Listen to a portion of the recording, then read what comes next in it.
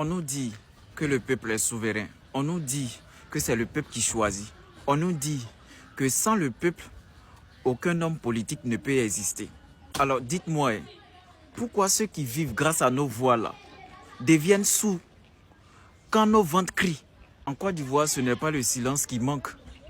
La vie chère parle, le chômage parle, les loyers parlent, les jeunes diplômés sans emploi parlent, les mères qui n'arrivent plus à remplir les marmites parlent. Mais certains politiciens, eux, se taisent. Ils se souviennent du peuple en seulement qu'en période électorale. Ils disent le peuple est souverain, mais une fois installé, le peuple devient invisible.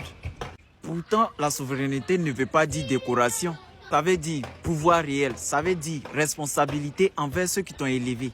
Un élu qui oublie le peuple oublie sa source. Et un arbre qui oublie ses racines finit toujours par tomber. Le plus grave, ce n'est pas qu'il soit silencieux. Le plus grave, c'est qu'il pense que le peuple va oublier. Mais le peuple ivoirien n'est pas amnésique. Il observe, il analyse, il retient. On ne demande pas des miracles, on demande des cohérences. On demande du courage. On demande que ceux qui parlent de la démocratie respectent la voie démocratique.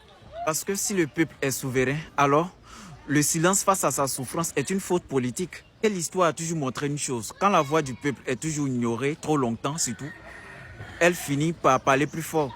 Et pour terminer, le peuple n'est pas un escalier qu'on utilise pour monter au pouvoir et qu'on oublie en haut. Au passage, l'arbre qui oublie ses racines sèche debout. Voilà des manières. Mais oui,